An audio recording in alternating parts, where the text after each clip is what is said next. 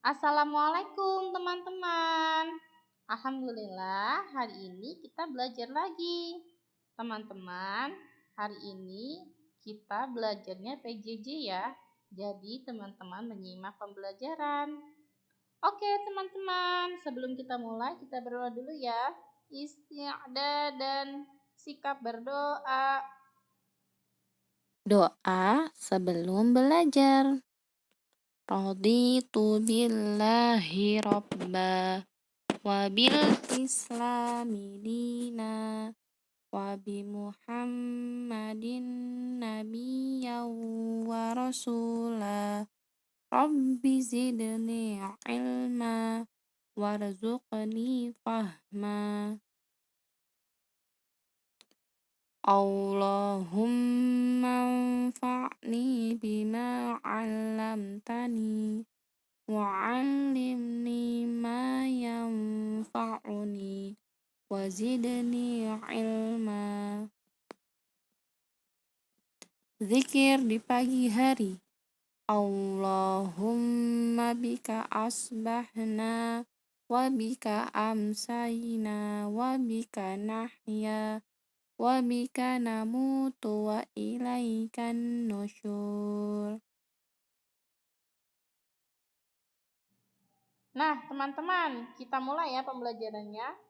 Insya Allah kita akan mulai tema 3C, subtema 2, pembelajaran 5 dan 6. Oke, kita mulai. Nah, kita akan belajar yang pertama, sifat wujud benda gas, cair, dan padat, mengenal alat pengukur berat, dan menyebutkan contoh gotong royong, serta sikap sederhana. Yuk, kita mulai. Nah, teman-teman, kita review dulu ya. Wujud benda itu ada 3, padat, cair, dan gas. Nah, teman-teman, masih ingat tidak ya? Ciri dari sifat padat. Padat itu adalah benda yang wujudnya padat dan mempunyai bentuk tertentu. Nah, lihat contohnya teman-teman, pensil warnanya. Termasuk benda padat ya. Nah, ciri dari benda padat adalah bentuk dan volumenya tetap. Jadi tidak berubah meskipun berpindah tempat. Lalu menempati ruang dan memiliki berat. Serta dapat diubah dengan cara tertentu. Kalau kita perhatikan, pensil warna ini awalnya tidak runcing, tapi ketika sudah diraut maka dia akan runcing. Jadi akan berubah bentuk dengan cara tertentu ya. Lalu yang kedua, ada cair, yaitu benda yang memiliki bentuk tidak tetap. Contohnya susu. Ya, dia bentuknya tidak tetap. Benda cair menyesuaikan bentuk sesuai tempat yang didiaminya. Di sini contohnya kita menuang susu dari botol ke gelas ya. Yang awalnya susu itu bentuknya menyerupai botol, ketika dipindah ke gelas akan menyerupai gelas bentuknya. Jadi menyesuaikan dengan tempatnya. Dan juga dapat mengalir dari tempat yang lebih tinggi ke tempat yang lebih rendah. Ini kita lihat ya teman-teman ya. Susunya dituang dari atas sampai ke bawah. Lalu yang ketiga, ada benda gas. Bentuk dan volumenya berubah sesuai dengan tempatnya. Di sini contohnya balon. Awalnya balon ini ketika sebelum ditiup dia masih kempes, tapi setelah diisi angin maka balonnya akan membulat besar.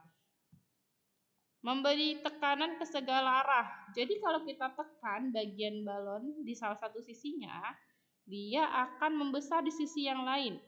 Itu membuktikan bahwa balon memberikan tekanan udaranya ya. Tidak dapat terlihat, kita tidak bisa melihat gas, tapi kita bisa merasakan. Ada gas yang dengan suhunya panas, ada juga gas yang suhunya dingin. Gitu teman-teman.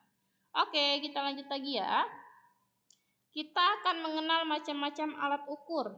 Nah, sebelumnya kita sudah memahami bahwa massa adalah berat benda. Maka benda itu bisa diukur menggunakan alat-alat berikut. Contohnya adalah neraca. Neraca ini digunakan untuk mengukur atau menimbang berat emas perhiasan. Lalu ada timbangan badan untuk mengukur berat badan manusia ya. Ada timbangan digital, biasanya digunakan ketika kita berbelanja di supermarket. Bisa untuk menimbang buah, telur, atau bahan-bahan lain. Ada juga timbangan dapur. Nah, ini biasanya kita menggunakan untuk sebelum kita memasak, kita menimbang bahan makanan tepung, gula, dan banyak lagi ya teman-teman. Lalu ada timbangan duduk. Nah, timbangan duduk ini bentuknya hampir sama dengan timbangan dapur, tapi kegunaannya berbeda. Timbangan duduk biasanya digunakan untuk menimbang pakaian saat kita di tempat laundry atau mencuci pakaian. Lanjut, lalu ada timbangan beras. Nah, timbangan beras ini digunakan untuk menimbang berat benda yang sangat berat.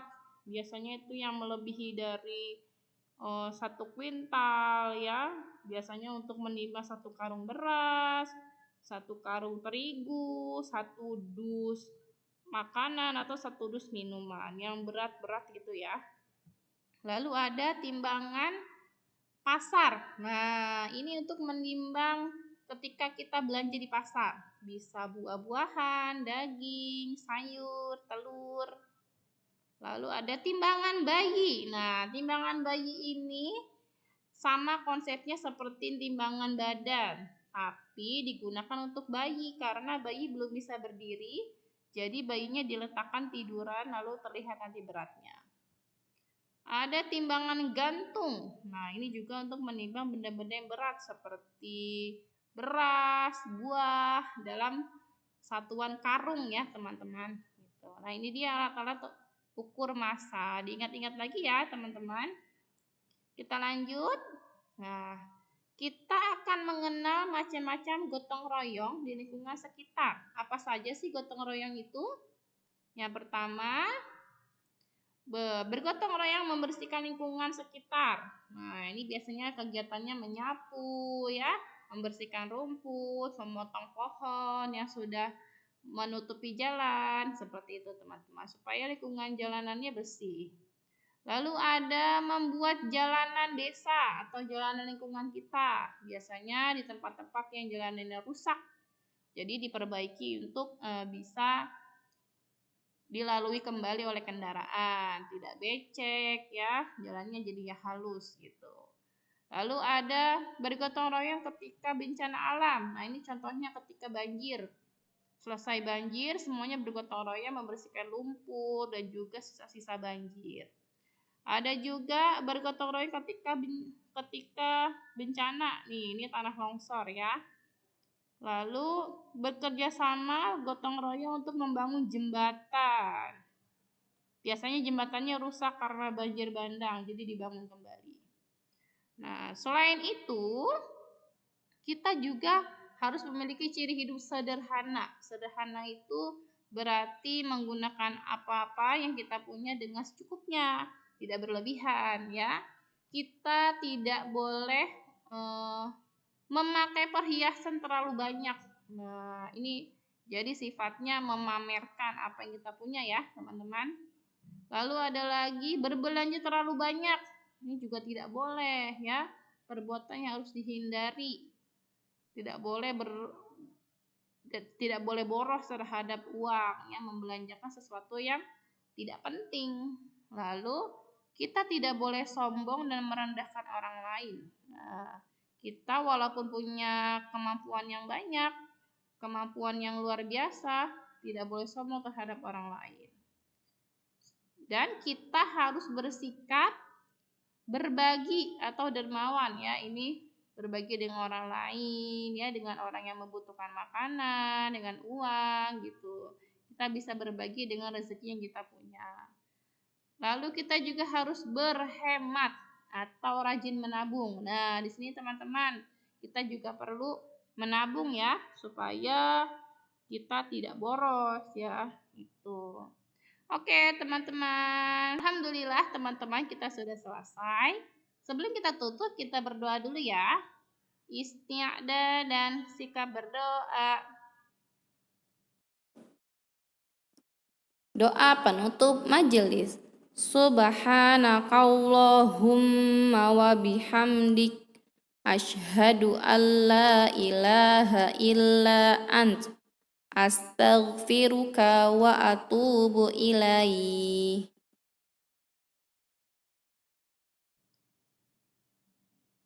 Alhamdulillah, terima kasih teman-teman sudah menyimak.